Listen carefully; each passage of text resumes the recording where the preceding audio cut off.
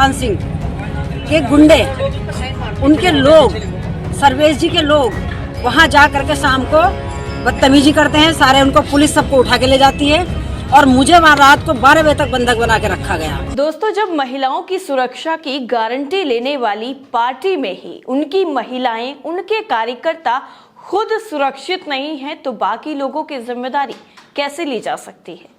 हम बात कर रहे हैं भारतीय जनता पार्टी की, बीजेपी की, जो ये वादे करती है, जो ये दावे करती है कि महिला सुरक्षा हमारे लिए सबसे पहले है, सबसे पहली प्राथमिकता हमारी महिला सुरक्षाओं की है।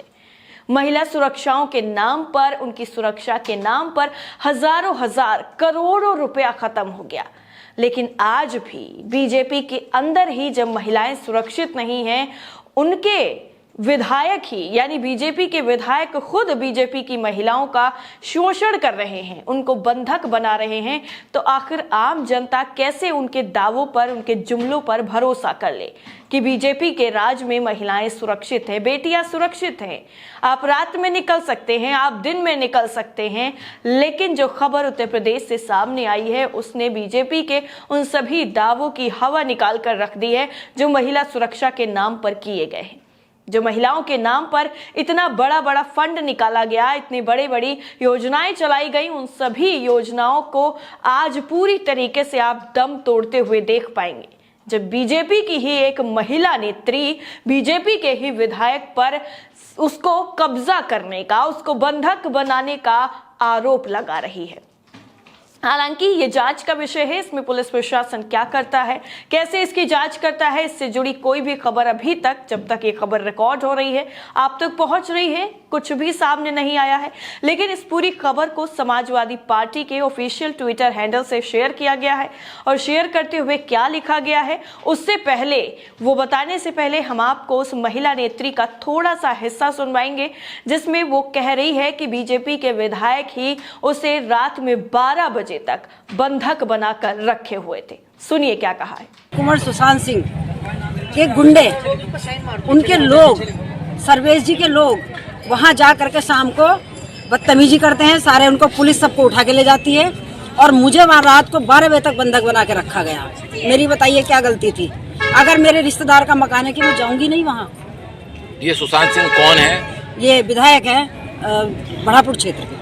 वीडियो सुन लिया आपने। अब हम आपको बताते हैं कि समाजवादी पार्टी की तरफ से इस पूरे वीडियो को ट्वीट करते हुए क्या लिखा गया है। समाजवादी पार्टी की तरफ से लिखा गया है कि भाजपा नेत्री को देर रात जंगल में बनाया गया बंधक। भाजपा महिला मोर्चा की पदाधिकारी के रिश्तेदार का मकान जबरन गिरा रहे बढ़ापुर भाजपा विधायक। योगी जी के संरक्षित उनके स्वजातीय नेता प्रदेश में फैला रहे दहशत। इनकी संपत्तियों पर बुलडोजर कब चलाएंगे मुख्यमंत्री? हो सख्त कार्रवाई। सख्त कार्रवाई की मांग की गई है और ये इसमें गौर करने वाली बात है कि भाजपा नेत्री को जंगल में बंधक बनाकर रखा गया। और जो वीडियो आपने सुना है उसमें साफ तौर पर बीजेपी की नेत्री, जबकि खुद ये एक बड़े पद पर हैं, महिला मोर्चा की पदाधिकारी हैं, महिला मोर्चा के पदाधिकारी होने के बावजूद भी इनके साथ इस तरीके से बीजेपी नेता ने जो सुलूक किया है वो वाकई बेहद ही शर्मनाक है। बीजेपी नेता को ये सोचना चाहिए कि महिलाओं की इज्जत कैसे की जाती है, कैसे उनसे बातचीत की जाती है, कैसे उनसे सुलूक किया जाता है। शायद ये अपने भूल गए हैं कि इन्हीं की पार्टी में किस तरीके से दावे किए जाते हैं, इनकी पार्टी के बड़े बड़े नेता कैसे महिलाओं का सम्मान करते हैं। और स्मृति ईरानी जो हर चीज पर बोलती रहती हैं, हर एक चीज पर खुलकर बोलती हैं, वो जब उनकी पार्टी की बात आ जाती है, जहां पर भी उनकी पार्टी के नेता से कोई ताल्लुक निकल के आ जाता है, उनके मुंह से एक शब्द भी नहीं निकलता है, उनके मुंह पर बिल्कुल टेप लग जाता है। और जब ये पूरा मामला शांत हो जाता है, चाहे आप बड़े बड़े मामले उठा करके देख लीजिए, अंकिता भंडारी का हत्याकांड हुआ, उसमें बीजेपी नेता का बेटा जो है आरोपी निकला, उस पर स्मृति ईरानी के मुंह से एक लफ्ज नहीं निकला। अभी दिल्ली में हुआ जिसमें भाजपा नेता जो है मित्तल निकला, उस पर भी स्मृति ईरानी की तरफ से खुद एक शब्द नहीं बोला गया। मतलब आज किस चीज की राजनीति हो रही है, किन बिहाफ पर राजनीति हो रही है, या फिर सिर्फ और सिर्फ पैसे के लिए राजनीति हो रही है, ये कहना भी गलत नहीं होगा। क्योंकि खुद स्मृति ईरानी एक महिला हैं और महिलाओं के साथ इस तरीके से बड़ी बड़ी ज्यादतियां हुई हैं। उन बड़े बड़े मुद्दों पर ना बोलने की बजाय वो छोटे छोटे मामलों पर बोलती रहती हैं।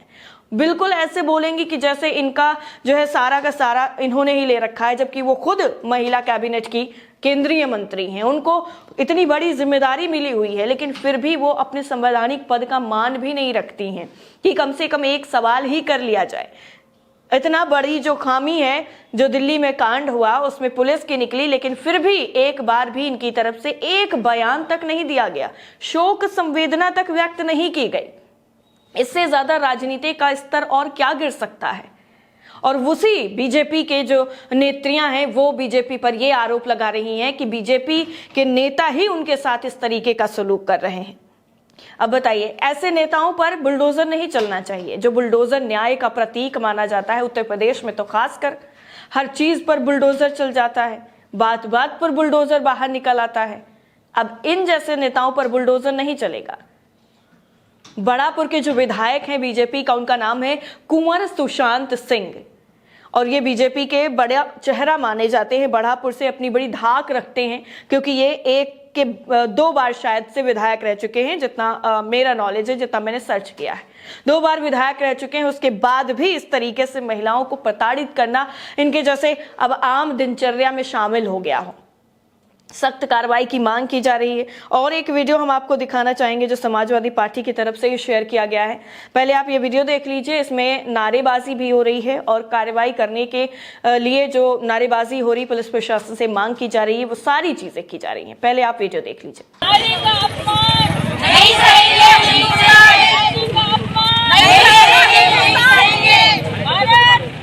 जो आपने देख लिया, भारी संख्या में महिलाएं बैठी हुई हैं और अपनी जो आवाज है उसको बुलंद कर रही हैं। और ये पहली बार नहीं हुआ है कि जब बीजेपी के विधायक पर इस तरीके से आरोप लगा है।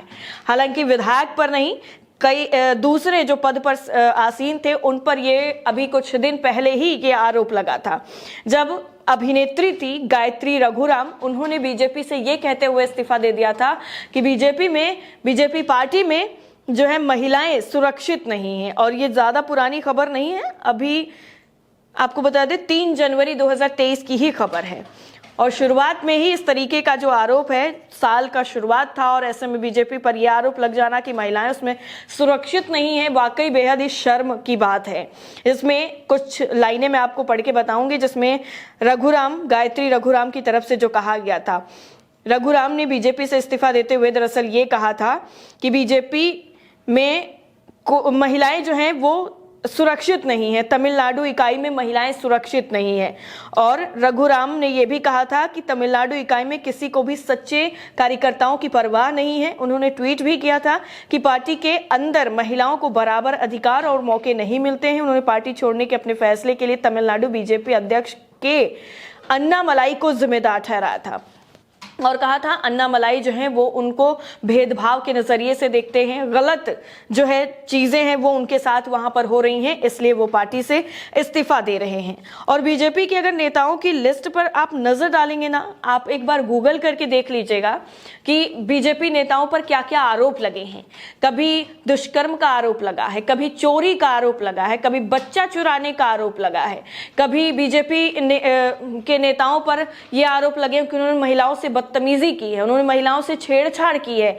ऐसी कई चीजें हैं जो खुलेआम बीजेपी पर आरोप लगाए गए हैं, लेकिन इन आरोपों को बिल्कुल दरकिनार कर दिया जाता है और दरकिनार करने के बाद उनको इस तरीके से भुला दिया जाता है कि सारी की सारी चीजें बस हवाबाजी हैं, इसके अलावा नहीं। लेकिन ये जो मामला है ये काफी ज्यादा गंभीर इसलिए है क्योंकि जिसने आरोप लगाया है वो भी बीजेपी की ही है और जिन पर आरोप लगा है वो भी बीजेपी की ही है। अब देखना यह होगा उत्तर प्रदेश पुलिस इस पूरे मामले पर कार्रवाई क्या करती है और आगे इस पूरे मामले को किस तरीके से देखा जाएगा। इस पूरी रिपोर्ट को लेकर आपकी राय क्या है, कमेंट करके हमें जरूर बताएं। बाकी अपडेट के लिए नेशन 360 को लाइक करना, शेयर करना और सब्सक्राइब करना बिल्कुल ना भूलें। जय हिंद।